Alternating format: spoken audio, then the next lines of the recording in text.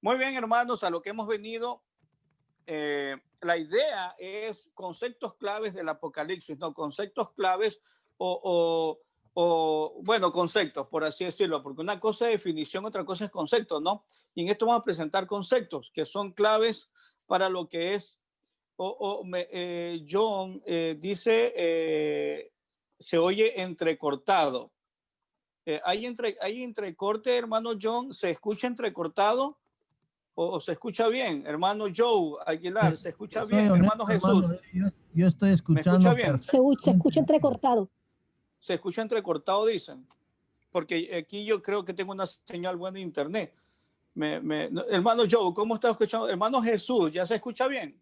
Aquí en Texas yo lo oigo muy claro, no Sí, se yo está también. cortando. Se oye Yo lo estoy entrecortado, dice escuchando, Charito. Uh-huh. yo Dice, lo estoy es más, escuchando. dice, ¿cómo es la cosa? A ver. Dice, buenas tardes, dice Rúgome, Venezuela, iglesia, se oye entrecortado. Sí, me parece que es un tema de Venezuela, Gerald, no es un tema o seguramente de Caracas o algo así. Sí.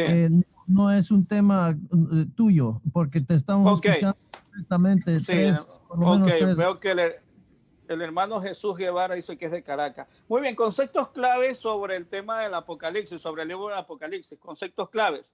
Apreciados hermanos, muy buenas tardes y vamos a estudiar la Biblia. Vamos a ver, hermano, algunos términos claves que se encuentran en el libro de Apocalipsis. Por favor, algunos conceptos claves. Vamos a ver como un ABC, ¿verdad? Esa es la idea, ¿no? Pero prestando mucha atención, haciendo observando detalladamente. Por favor, conmigo. La palabra griega Apocalipsis en sí lo que significa es revelación. Es un término clave. Este término no transmite la idea de destrucción final, como vemos ahí al lado de una lámina, no vemos la explosión de una bomba, como muchos diccionarios modernos lo implican. Sí, lo presentan como algo que es destructivo. Por ejemplo, si usted ve Apocalipsis en un diccionario moderno, lo que significa en realidad es develar o, en su defecto, descubrir o que causa ser descubierto. Por ejemplo, mira la lámina que tenemos allí y mira, ahí hay dos personas y esta es la idea, ¿no? Eso, descubrir un cuadro. Esa es la palabra develar, descubrir, quitar el velo. Eso es la palabra Apocalipsis. Ahora, en Apocalipsis 1.1, por favor, en Apocalipsis 1.1, este término es clave, se produce solo una vez en el libro de Apocalipsis. En los manos, voy a quitar esta cámara, John, por favor, porque me tiene. Muy bien, yo acá lo tengo. Ya, este término clave se produce solo una vez en el libro de Apocalipsis. En los manuscritos griegos es la primera palabra en el libro. Esto es fundamental, ya que describe el libro entero en un solo término. Está la palabra apocalipsis. Ahí está la palabra apocalipsis, que es develar, quitar el velo, ¿no? Descubrir algo. No es la idea de destrucción. Ahora, podemos ver que a través del libro de Apocalipsis, Dios desea comunicar y revelar varias cosas importantes acerca del futuro de la iglesia de Jesucristo. Vamos a ver cuál.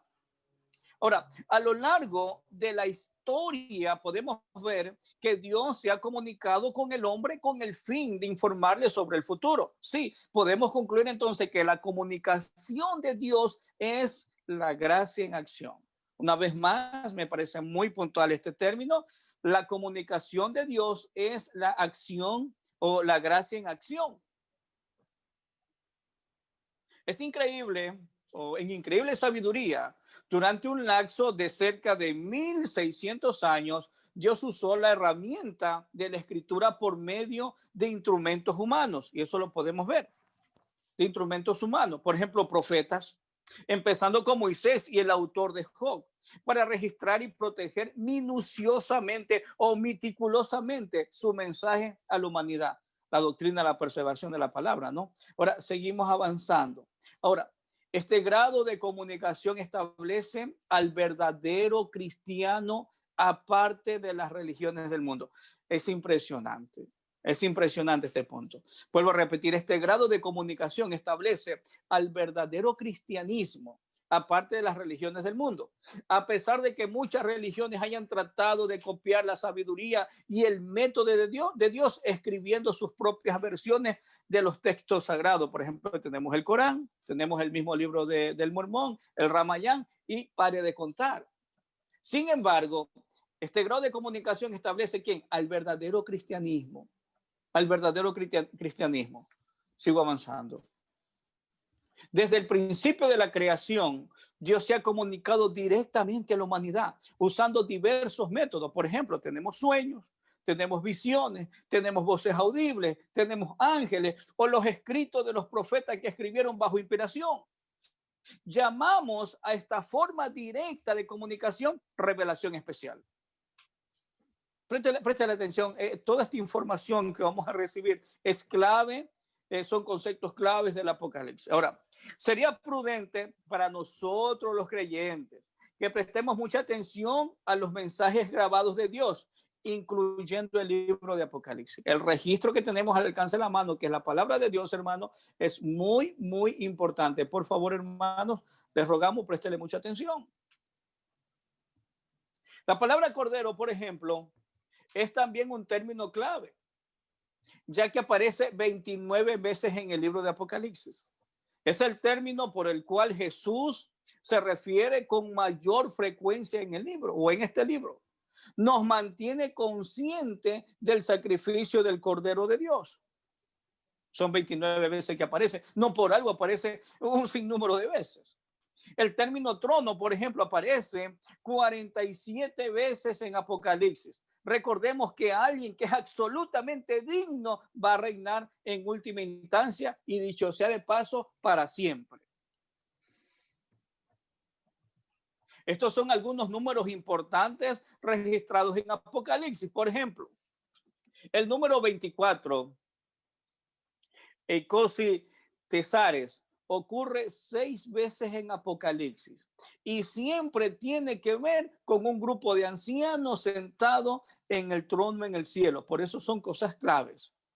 El número 24, vuelvo a repetir, ocurre 6 veces en el libro de Apocalipsis y siempre tiene que ver, por eso son conceptos claves. ¿Con qué? Con un grupo de ancianos sentados en el trono en el cielo. Otro número importante es el número 10 Deca. Ocurre 9 veces en Apocalipsis. Cuando este número aparece en el texto, por lo general, es en revelación a una federación de naciones que surgirá durante la tribulación. Eso conlleva, por eso esto es muy, muy importante prestarle atención. Ahora, el número 12, Dodeca, aparece 23 veces en Apocalipsis. Prácticamente cada vez que este número se menciona, está en el contexto relacionado, ya sea con Israel o la Nueva Jerusalén. Mira cómo se lo va derivando, ¿no? Por eso esto es muy clave, esto es muy importante cuando uno se acerca al libro Apocalipsis. Hoy es información, ¿verdad? El número 4, Tesares, aparece 23 veces en Apocalipsis. Mira, el número 4.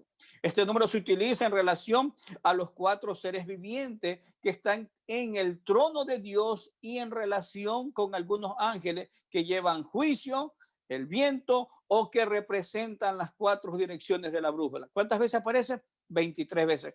Es importante, sí, llama la atención, sí. Seguimos avanzando. Número 7.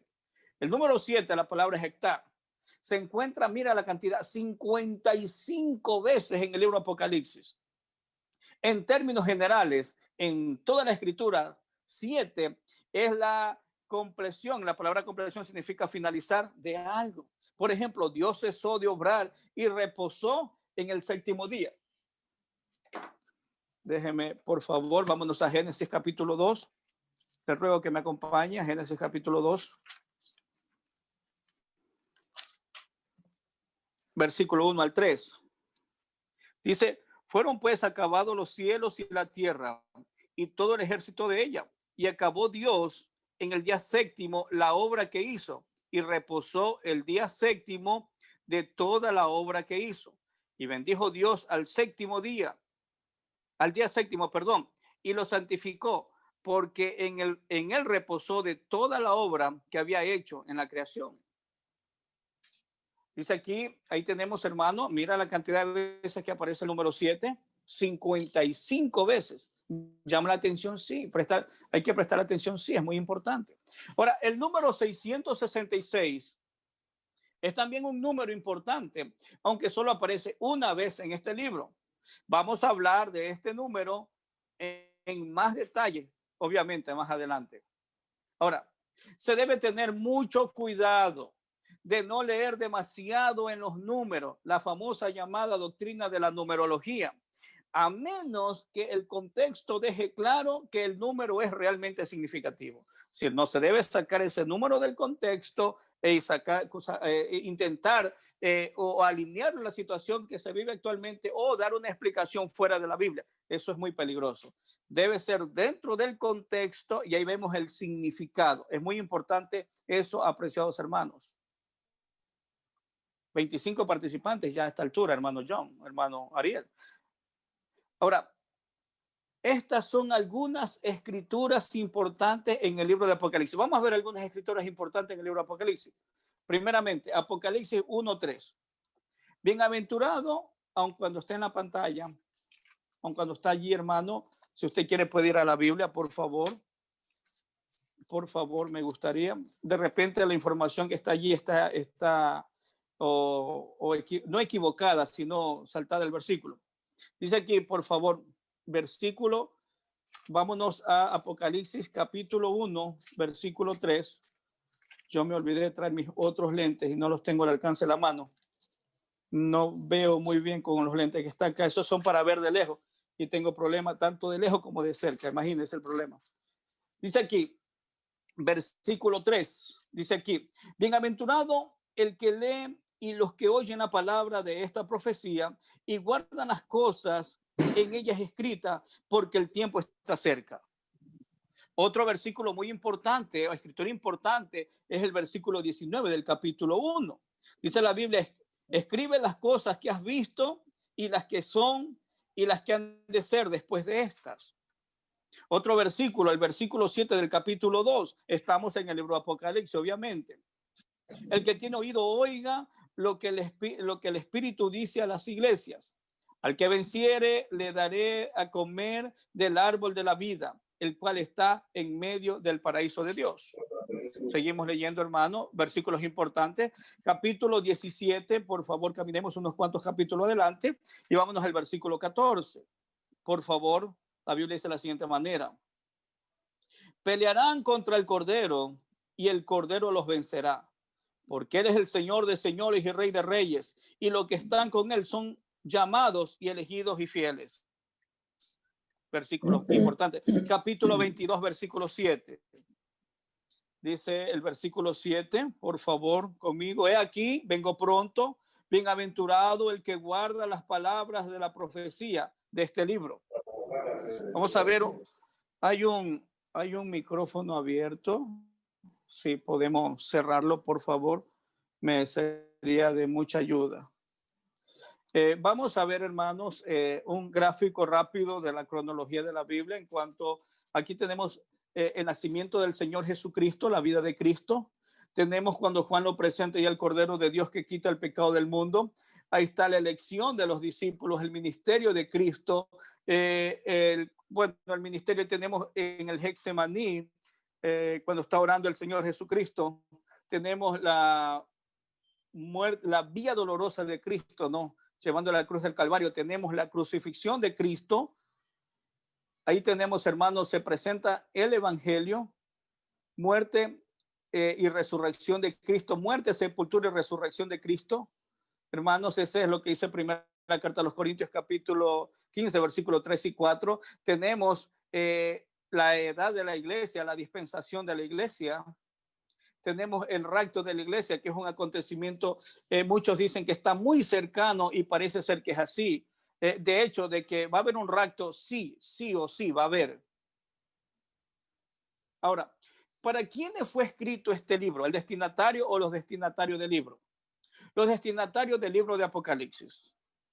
En Apocalipsis 1:1, cuando uno vaya al registro bíblico en la Biblia, en Apocalipsis 1:1, vámonos por allá, por favor, acompáñenme.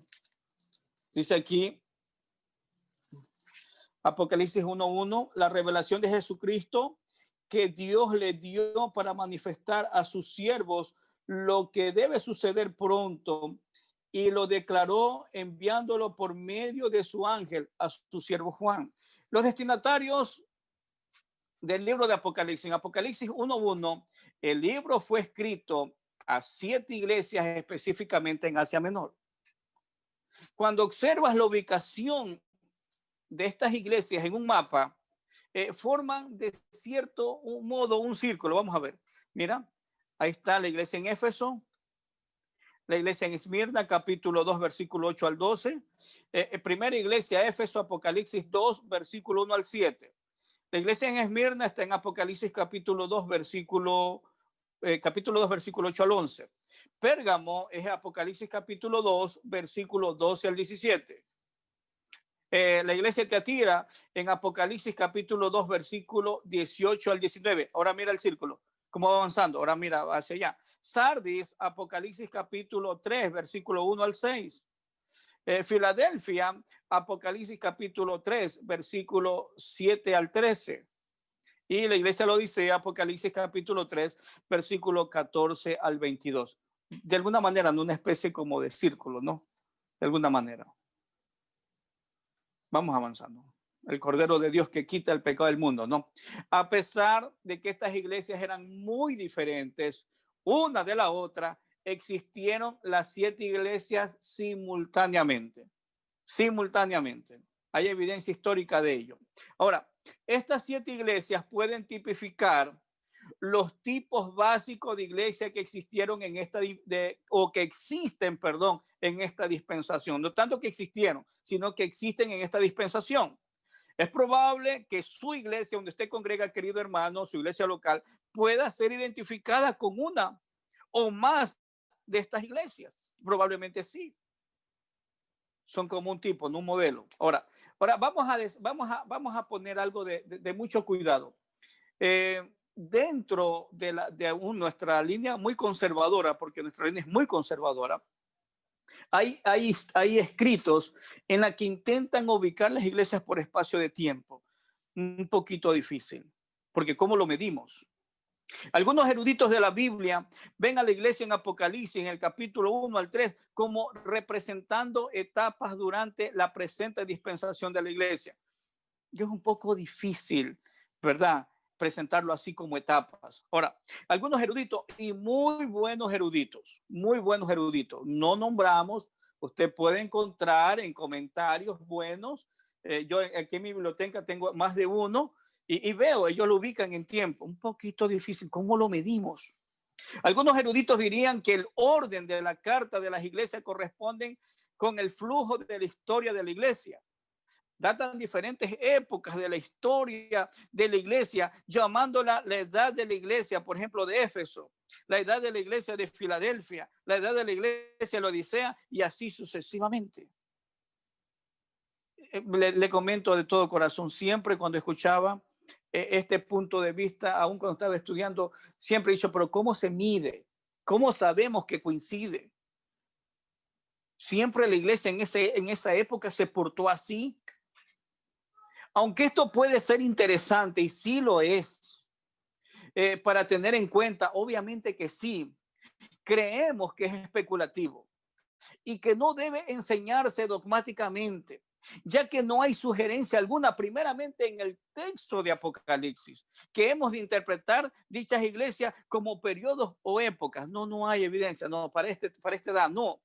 Es un poco difícil. Sin duda, vuelvo a repetir, es interesante. Probablemente en alguna época, alguna iglesia surgió parecido. Pero si tú miras ahora, hermano, hoy en la actualidad, es decir, las 7 iglesias se reparten o se comportan en nuestras iglesias actuales casi de la misma manera. Entonces es un poco difícil. Por ejemplo, mira, el error de interpretar las 7 iglesias como un periodo o época de la historia. Yo creo que la palabra está bien utilizada, no un error interpretarlo. Por ejemplo, históricamente se ha enseñado que Éfeso es la iglesia apostólica. Desde el inicio de la iglesia hasta cuando viene el año 100, después que escribió que escribió el apóstol Juan. Él dice, sí, esta es la iglesia apostólica. Éfeso se la considera así, en ese periodo de tiempo. De ahí viene la iglesia Esmirna, que fue una iglesia perseguida. Están los padres de la iglesia, ¿no? Hasta el año 313. Para los que conocen un poquito de historia, aquí está el Imperio Romano, las 10 persecuciones que hicieron, hasta el año 313, cuando se convierte Constantino, ¿no? Y el decreto de Milán. Y ahí donde él vio, dice, una cruz y de alguna manera buscó que los cristianos formaran parte de su ejército y vino el decreto y permitió que haya libertad, que los creyentes pudieran predicar libremente, ¿no? Y bueno, de ahí usted conoce lo que sucedió y todo. Sigo un poquito de historia. Eso pasó en el 313 cuando se convierte Constantino, el emperador Constantino. Ahora, y tenemos a Pérgamo, la iglesia del Estado. Eso es lo que sucede, ¿no? 313 hasta el 590 después de Cristo. Ellos lo ponen allí, mira, esto sucede, dice así, la iglesia del Estado. La iglesia de Tiatira, la iglesia del papado, 590 hasta 1517. ¿Supo usted lo que pasó en 1517? La reforma, ¿no? La reforma protestante, el 31 de octubre de 1517. Eso se le conoce como el periodo de la iglesia del papado. Toda la Edad Media no tiene que ver con eso. Hasta el año 1517, después de del Renacimiento. Ahora, Sardis, la iglesia de la Reforma, desde 1517 hasta 1790, se le conoce como la iglesia de la Reforma. Y ahí tenemos todo un montón de personas que tienen que ver con lo que es la Reforma. Voy a nombrar 3, por lo menos, o 2. Martín Lutero, John Calvino, Arminio, todo eso tienen que ver, dice, con lo que es la iglesia de la Reforma. Ahora, Filadelfia, la iglesia misionera. Desde 1790 hasta 1900 no tenemos la iglesia misionera, las iglesias convencionales que comenzaron a enviar misioneros y dicen, no, esta iglesia tiene que ver con eso. Desde 1790 hasta el año 1900. Y por último, la iglesia comprometida con 1900 hasta el presente. Ese es un cuadro, usted lo puede mirar en libros de historia de la iglesia, de grandes comentaristas, de grandes historiadores biblistas o biblicistas, y ellos lo presentan así. Pero hermano, yo creo que esto sería un error. Es muy buena información, obviamente. Usted, hermano, entra a estudiar lo que es la iglesia en Éfeso, la iglesia apostólica, y usted sin duda que se va a llenar de muchísima información. Pero vuelvo a repetir, esto no está en la Biblia, no es medible, porque siempre en la historia se ha repetido la iglesia en Éfeso, se ha repetido la iglesia en Esmirna, hoy en la actualidad se sigue repitiendo. Entonces es un error, suena como algo especulativo, pero es muy interesante. De hecho, ahí está el cuadro, hermano, usted lo puede estudiar, a usted le gusta la historia, le nombro, qué sé yo, a uno, Justo L. González, usted puede leer La era de las dudas y la era de los dogmas, usted léalo, hermano, y eso le va a encantar. Ahí está mucha información sobre esto, para los que les gusta leer un poquito. Ahora, un libro apocalíptico, la naturaleza apocalíptica del libro de Apocalipsis. Como un libro apocalíptico, Apocalipsis devela o descubre información sobre el pasado, el presente y el futuro. El Apocalipsis es el único libro del Nuevo Testamento clasificado como profético, es el único. No hay más. En el Antiguo Testamento sí hay más de uno. Ahora, más de la mitad del libro trata de la venida tribulación. De eso trata, ¿no? El título griego del libro Apocalipsis te está transmitiendo la idea de remover un velo o hacer visible lo que está oculto. Ahora, la implicación del título es que el Apocalipsis es para ser entendido por personas comunes y corrientes como usted y yo. Así de fácil, así de sencillo.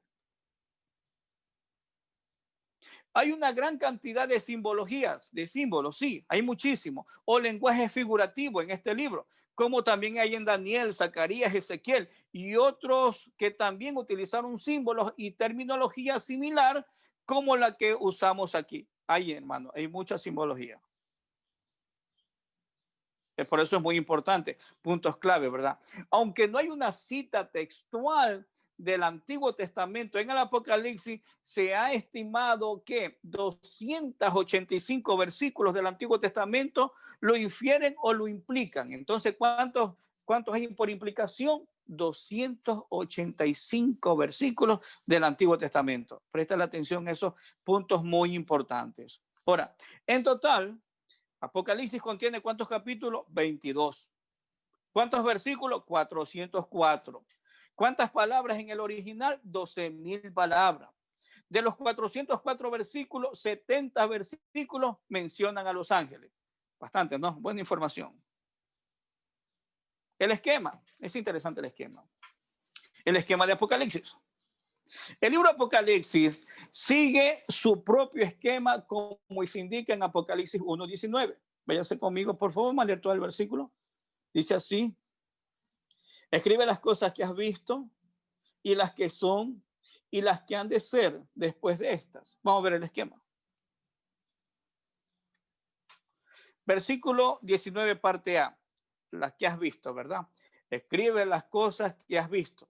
En Apocalipsis 1 habla de lo que Juan había visto en una visión fascinante del Señor Jesucristo glorificado. En Apocalipsis 1:19, en la parte B del versículo, y las que son. Los capítulos 2 y 3 habla de lo que estaba sucediendo en el momento de la escritura de Apocalipsis. Estas cosas son aplicables a la presente edad de la iglesia, pero se escribieron principalmente a las 7 iglesias de Asia Menor. Ahora, aquí y ahora, ¿verdad? Por así decirlo. Y las que han de ser después de esta. En Apocalipsis 4, hasta el capítulo 22, habla de aquella que todavía ocurrirá en el futuro. Esto tiene que ver con qué? Con el futuro. ¿Pero de qué capítulo? Desde el 4 en adelante, hasta el capítulo 22.